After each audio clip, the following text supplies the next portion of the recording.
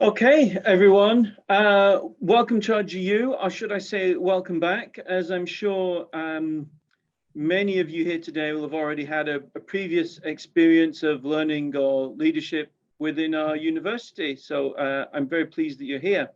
Before we have our kind of main event of the afternoon, I suggest that we go through a few housekeeping rules so that everyone knows how this webinar will run. First of all, please ensure that you're signed in with your full name rather than any nickname. That'd be important for us so we know exactly who's here. We switch off everyone's microphone and the cameras because we're recording it, and I think it looks more professional if we have the cameras turned off during the recording. We encourage everyone to ask questions in the session. But please use the Q&A facility on Zoom to do that, and then we'll go back and read through those questions at the end of the presentation. I hope that makes sense. Remember that everything you do will be visible to others who join the session, so don't put up your own mobile phone number or something like that. Yeah, you just remember that everyone will be able to see what's written, and obviously be courteous as well. And as I've already mentioned, the session is going to be recorded, so I hope everyone is okay with that. But as you will all be on mute and without cameras, I don't think that is a huge issue. So, after a weekend that I spent pretty much in the dark due to a power cut, it's possibly appropriate that we start on the dark side, yeah? Let's be honest, if you were to look at the news just now, or even over the last 2 years for business, you could say it was the worst of times. Just now, we've got Omicron. Prior to that, Delta. We have an energy crisis. We've had millions of people on furlough. Wage rises, low productivity in the UK for decades, skill shortage, supply crunch, lockdowns, 1, 2, 3, 4 if you're based in Aberdeen. Yeah. So we could say that the business community faces a significant problem. How do we get out of this mess? Yeah? How do we survive and grow? And this is something that has been exercising the government's mind. And the solution they've come up with is basically for businesses to re-engage with strategy. Stage one, step one is strategy, the path to better things. So we really need to ask ourselves, does your firm have a strategy? Yeah, many firms do not. You'd not be out of the ordinary if you didn't have a strategy. Is your strategy a historical document? Yeah, many firm strategies are something that lie dusty and forgotten about. Have you got evidence the strategy works? Does the strategy mention growth? Does the strategy tackle the changing economy due to things like COVID and climate change? Does the strategy refer to leadership development? Does it make mention of the world we're going to face in the next 10 years and changing aspects of the business community like digitization? We thought we'd like to guide you to this better path this afternoon. And we're going to give you a short introductory session to strategy using material from the government's new Help to Grow program.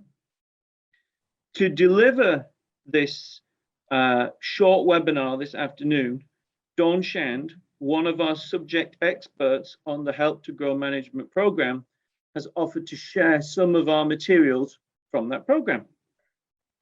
So allow me to quickly introduce Dawn. Dawn is an enterprise educator and business coach. She works in and with the university sector. Currently, Dawn is supporting our Business Ideas module in the Business School, which develops student innovation techniques. Dawn is also highly experienced in working in the private sector. She's worked as an account director in an advertising agency. She has run her own PR and marketing business. She spent many years working in a corporate law firm. Dawn's expertise has been deployed in a range of different sectors: oil and gas, food, law, tourism, and also in emerging technologies. So her expertise is not limited to any one sector. Amongst the thing that Dawn is now doing is she is a subject expert on the Help to Grow program. And her role in that is central in that she is the person who will be delivering our strategy module, which is the basis for today's session. So I'd like very much to hand over to Dawn, and I'll let her take you through her next few slides. Dawn, over to you. Great. Thanks, David. Hello, everybody.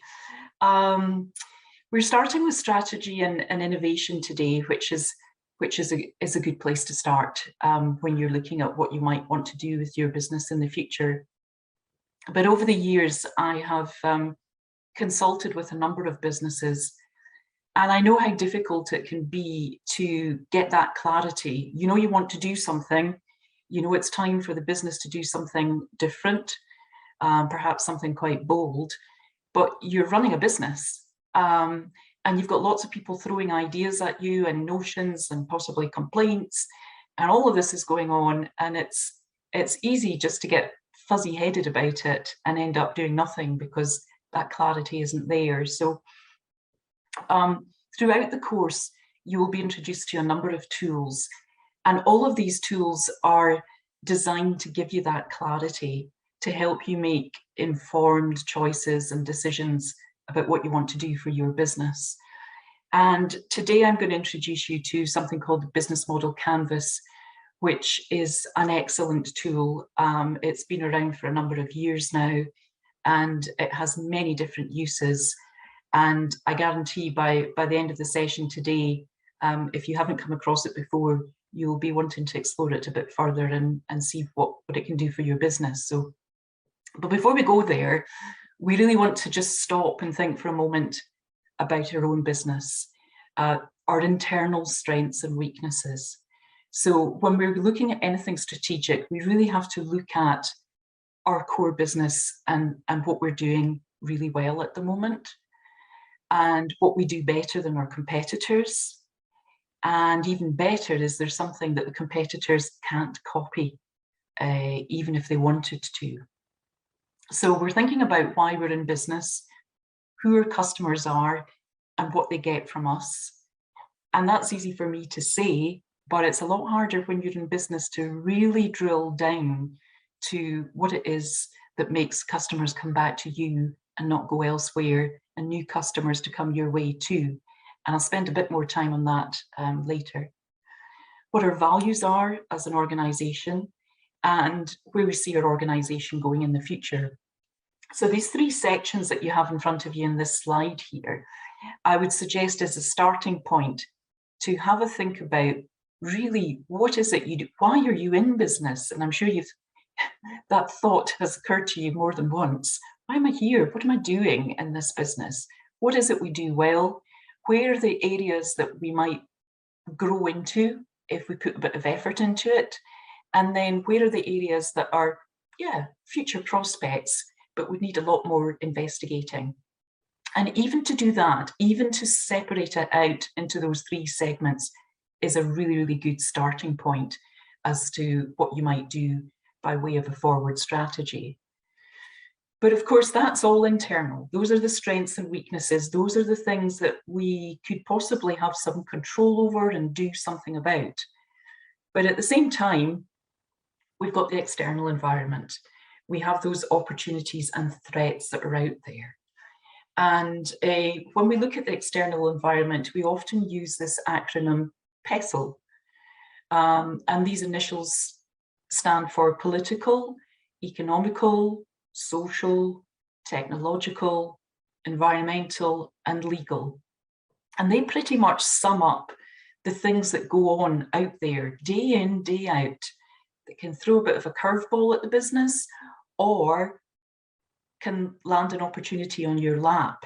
And it's something that you might want to move forward with and embrace.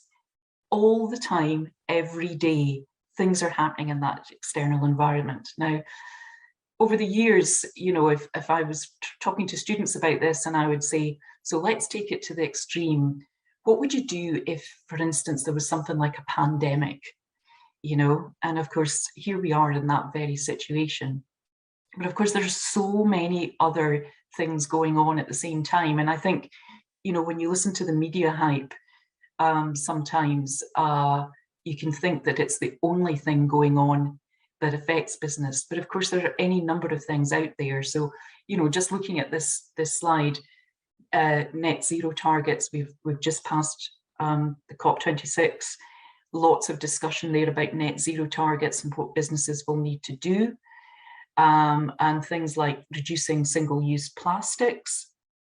I was at an event last week where the catering was excellent, wonderful food, but everybody started talking about the single-use plastic that they offered by way of cutlery.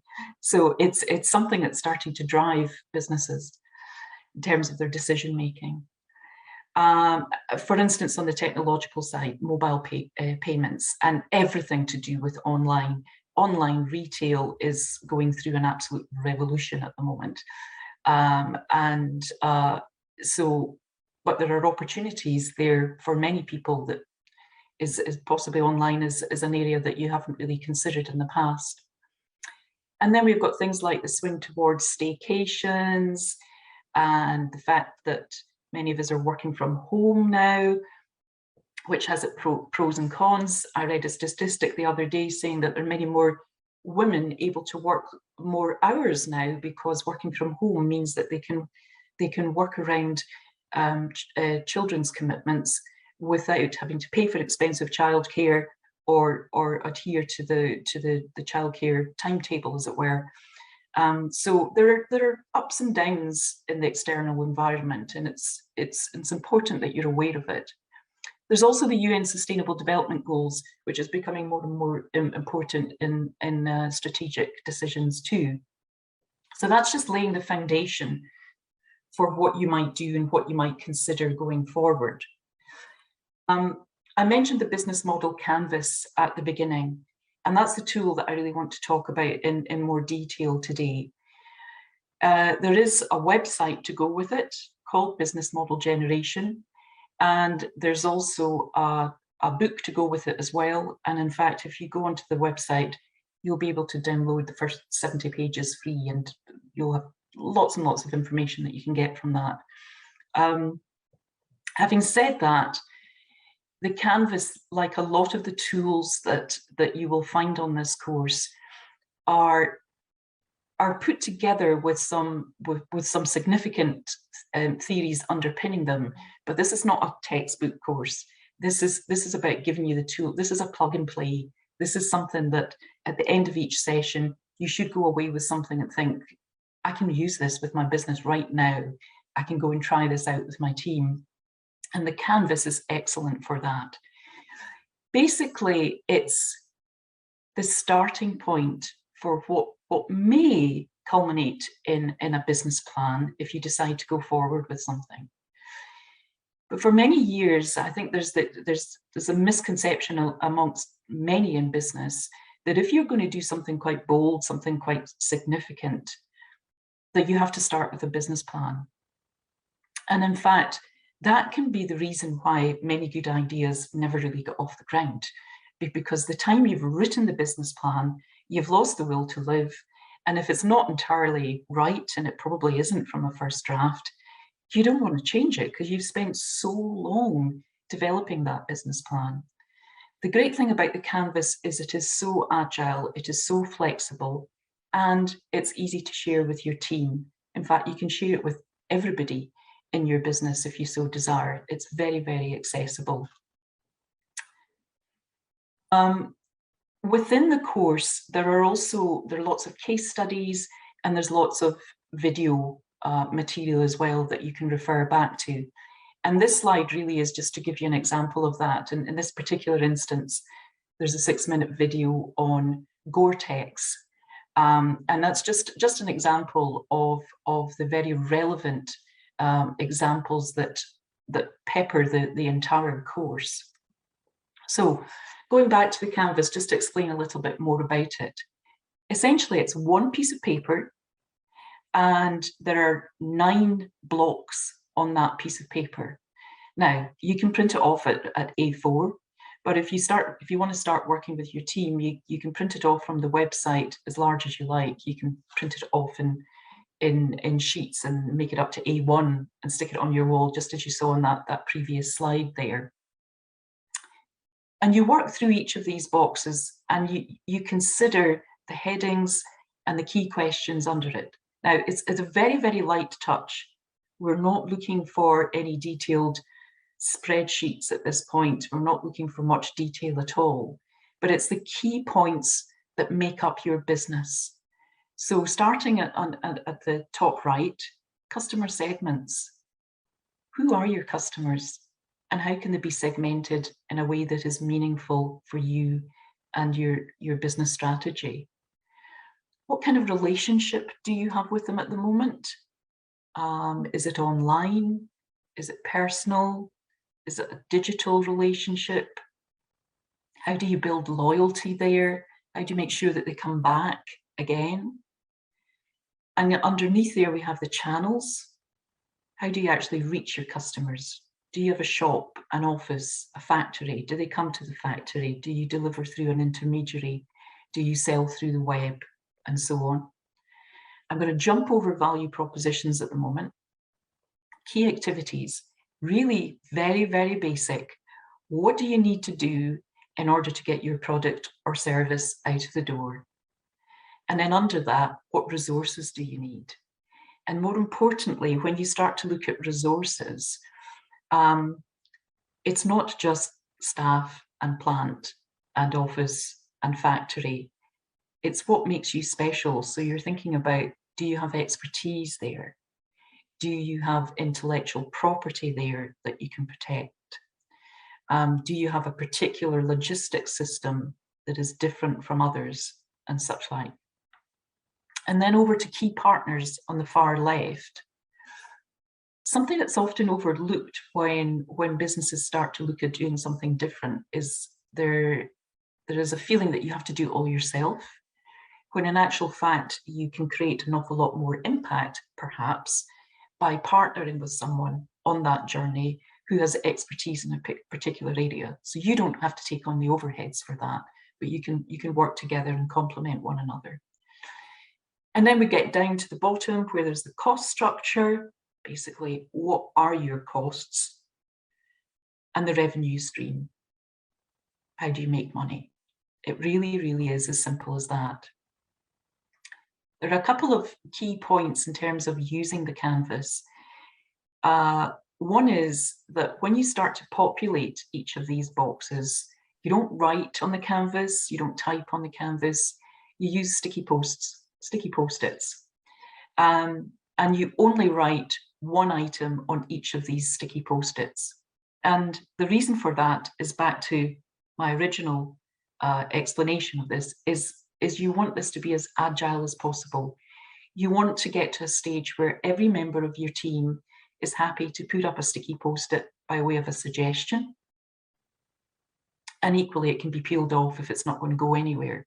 So it gives you this wonderful flexibility to try different things out. Now, I left the value proposition till last because, in my opinion, it is the most important, and I think that's probably why it's central to literally central to the canvas as well, is how do you deliver value to the customer? You know, how do you solve problems for them? How do you make them happier?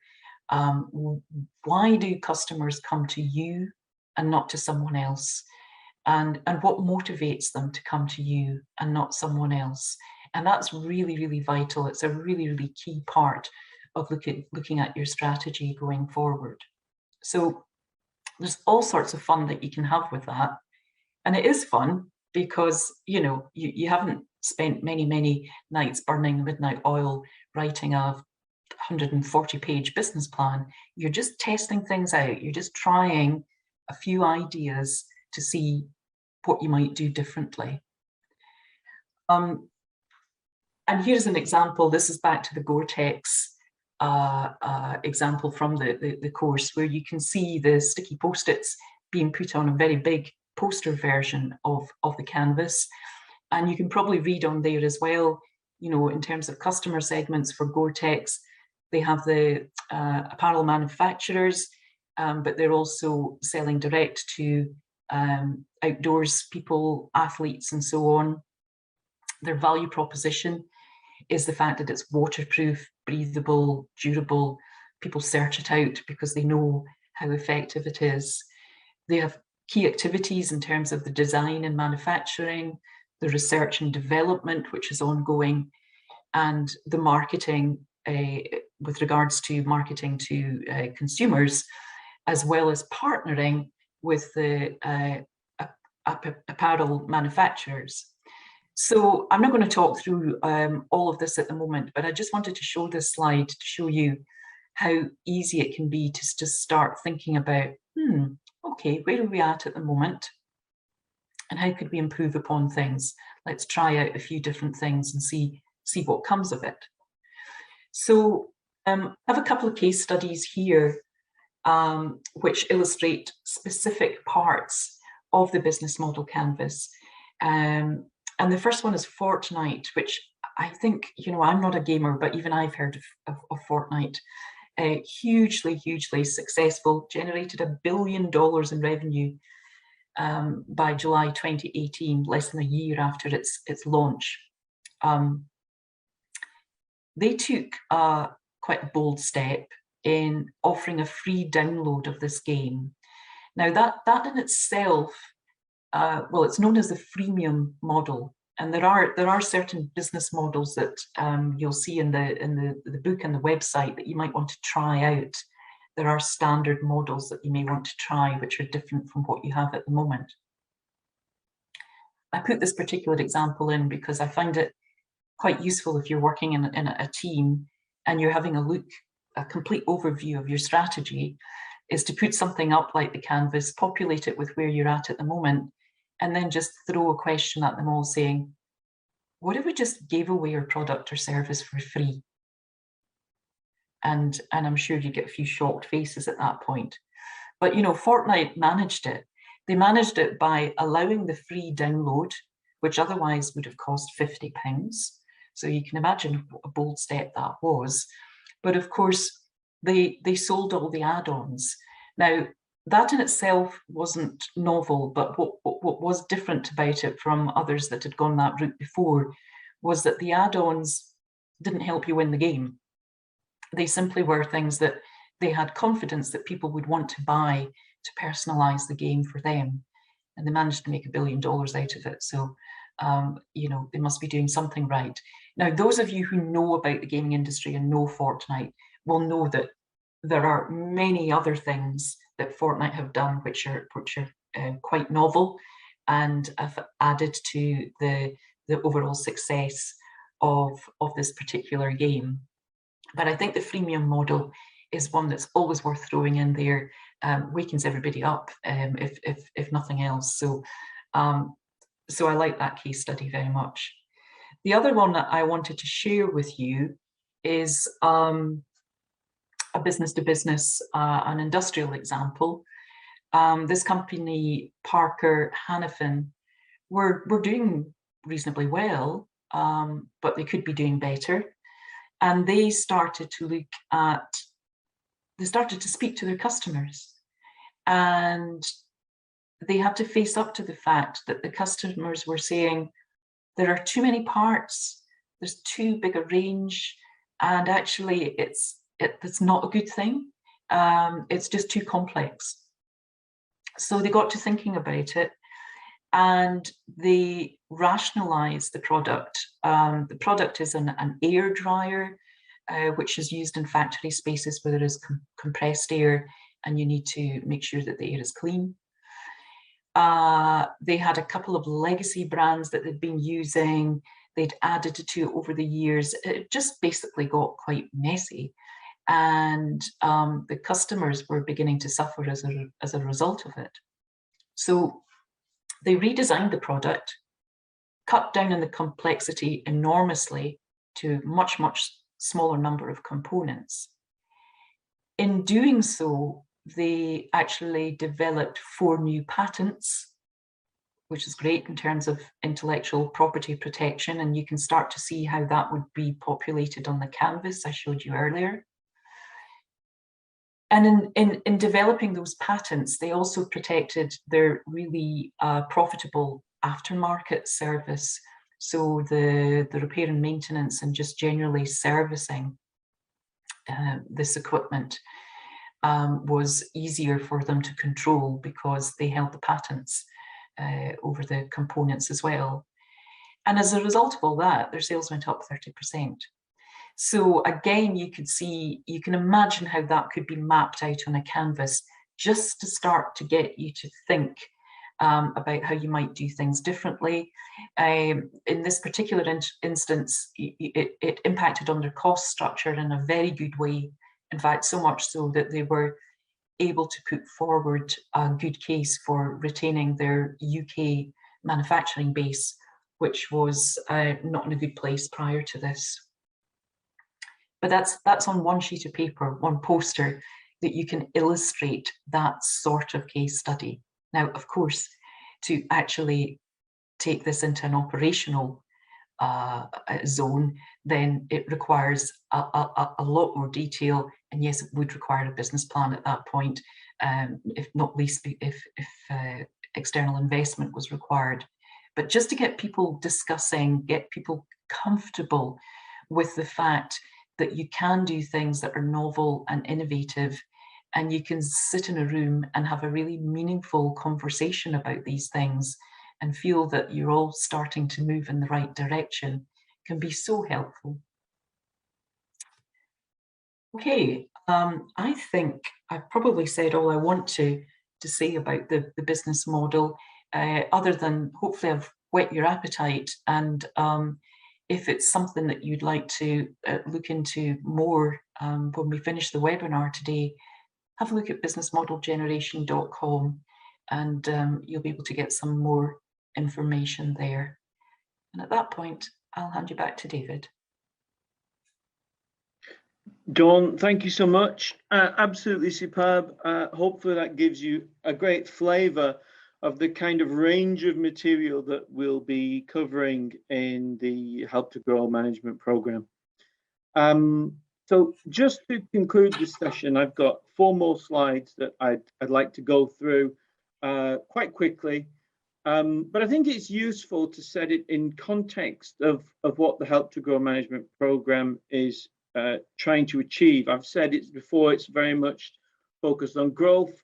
It's focused on recovery from COVID, and it's also there to tackle our long-term challenge with productivity. Now, this is something I've been lecturing on for years, the challenge that the UK faces in this area. So it's great that the government has put together a program that seeks to tackle this, and it is very ambitious. 30,000 firms over 3 years to go through the program. My advice is to sign up early so that your firm is one of the early ones that gets exposure by being part of that, first wave of companies to go through the program. Next slide, please, Dawn.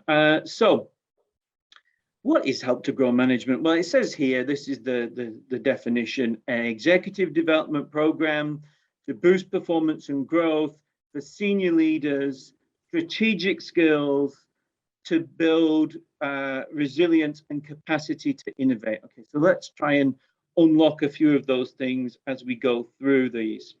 They're quite big terms, but we like to think that they're made accessible as we look at the components of successful strategy and successful growth on a module basis as we go through the Help to Grow program. The content is going to be very relevant to local businesses, as it will be delivered by local subject experts. And please don't worry that it will be overly theoretical. This is not going to be the academic version of Nouvelle Cuisine. Yeah, it will be designed so that businesses can access it and make use of it as swiftly as possible. So for any business school to be able to deliver this UK-wide program, they have to have small business charter accreditation. I'm very pleased to say RGU has this, and that assures the relevance of our delivery to small and medium-sized enterprises. It's our badge of honor, if you like, for being relevant to small business. Now, currently, we are the only university in the north of Scotland that has the Small Business Charter. So basically, if you're a business north of the Tay, you are within the Robert Gordon University catchment area. Yeah, that's our market area. And we're very willing to work with companies from across the region. And already we've got, companies signing up from, Alan. We've got interest from companies in Elgin and also in Shetland. Yeah, so there's a huge focus here on us bringing in companies from across the northeast of Scotland. The program itself is a 12-week program. It will be delivered over a slightly longer period of that time than that to allow for things like holidays, half-term breaks. Makes sense to have a break so that, we can get a genuine break from business. Our first cohort is going to start in January, and the program is 90% funded by the government.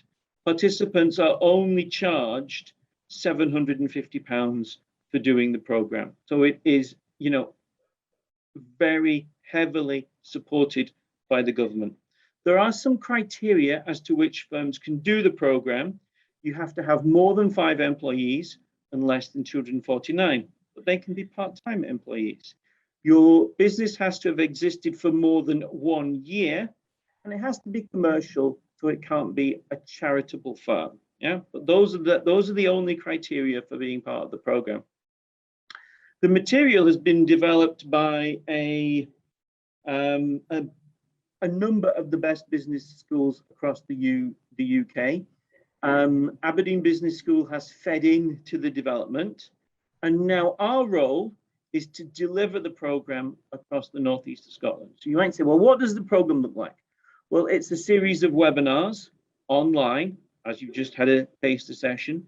We also have a series of case studies that we'll be doing on every 3 weeks. We'll have a case study, more of a longer afternoon session where we meet face to face, and it's an opportunity to work in groups and also talk and learn from the other businesses that are on the program. So there's a lot of peer-to-peer learning. And we also have peer group calls where we basically just call up you Zoom or Teams, and we just check that everyone is still on board, still engaged with the program. And it's that opportunity in a smaller environment to ask any questions that you may have about the material. It's really important when you're doing something like this that everyone keeps engaged over that 12-week program. But it's webinars, case studies, and these peer group learning as well. But interestingly, as we move through the program, the focus shifts from that business school delivery, case studies, and webinars, and it becomes more about application within your firm. And this is where our team of expert mentors kick in. We have mentors from each firm, for each firm, who will spend 10 hours in supporting, listening, and signposting and sharing networks with the companies that are on the Help to Grow program. Now, the reason we're doing this is by having mentors kind of finishing the program. What we do is we make sure that growth plans, the one strategic focus that your company is going to take forward, they're developed swiftly, and also they're developed in a way that's relevant to the region. This is not going to work if it's not relevant to the local environment. Dawn at the beginning was talking about pastel, and that's about understanding the local environment. That can be a difficult thing to do. Isn't it great to do it with an experienced person who's already done it and is now willing to be a mentor? Now, the government is paying a flat fee of £1,000 to the mentors who work on this program. That's obviously if you pay £750 to do the program, you're getting £1,000 for mentoring And that's just amazing value. You know, we've got some fantastic mentors on this program, and automatically, by completing the program, you get access to those mentors, which I think is fantastic, and it's great evidence of the value of the program. On this slide we're looking at here, we've got a list of all the various activities that are being done as part of the program. And so you can see we're covering strategy, digital adoption, internationalization, vision, developing a marketing strategy, building the brand. I'll let you read all the others. Yeah, you can see all that. But I think, interestingly, if you look at these modules, it doesn't really tell you what we're trying to do. Actually, we're often combining the learning outcomes of these modules into trying to achieve something that's a little bit bigger. If we look at the next slide, we'll see our typical business school way of analyzing, which is to use a matrix. No theoretical background here. We're just going to look at the matrix.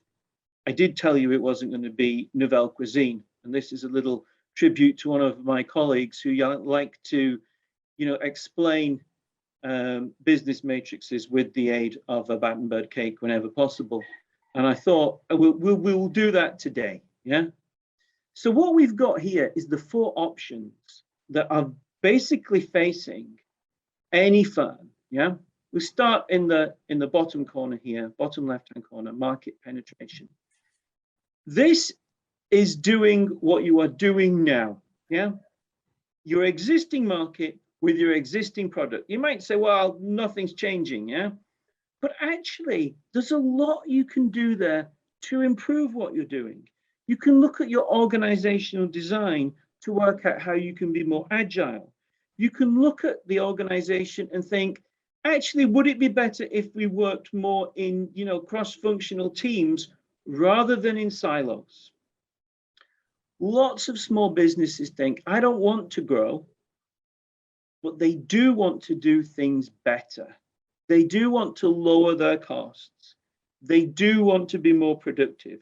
So if you're one of those companies that thinking, I don't want to grow, but I do want to do things slightly better, this is the bit that's for you. Yeah. Many of our modules just support doing what you're doing now, just doing it better. The next section of our Battenberg is looking at new markets. And this is about taking your existing products somewhere new, winning new markets. And as Dawn said, that's often these days about digital marketing and digital technologies.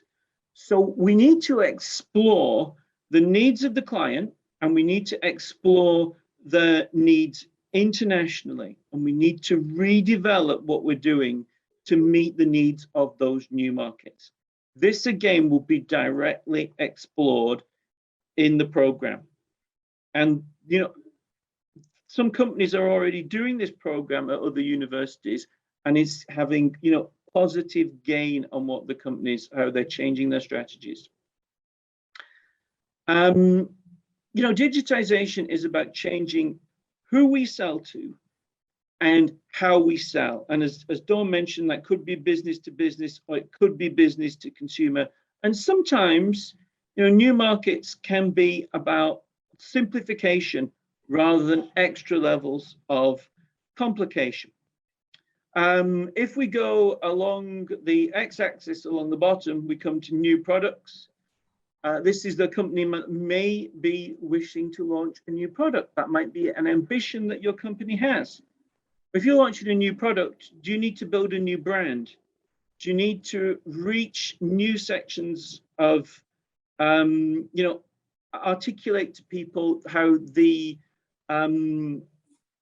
core values will have changed with the new product? What are the core strengths of the new product? This in many ways is about beating the competition.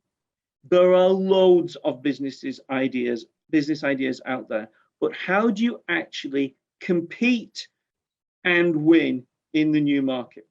we have opportunities to explore these kind of questions in workshops with another 15 businesses from across the northeast of Scotland. And whenever I've worked with groups of businesses in the past, it's always been a really rewarding experience as people share their ideas. And finally, the final section, the final bite, is diversification. Yeah, this is where you have a completely new market and a completely new product. Basically, it's a new business in your existing business. It could be driven by new technology, it could be driven by changing society, or it could just be driven by the fact that you've gone through the business model canvas and recognized a new opportunity. But how do you do that? Yeah, how do you build a team to lead diversification? How do you finance diversification? The answers to this are in the Help to Grow program. Now, I would say that if there is one city in the UK that needs to explore diversification, it is Aberdeen. Yeah, we have got so many companies now exploring diversification. They're completely changing what to do as they move from an oil and gas based economy to a new, more renewable energy based economy. And that will impact, that will lead to diversification being encouraged all along the supply chain. So this is a really relevant area for our region.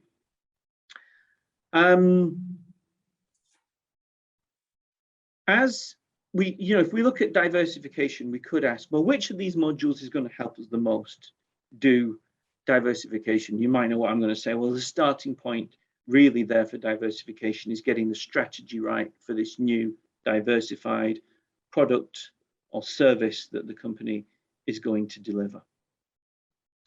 So to sum up, I would say that really strategy, as Dawn has outlined today, is the common thread.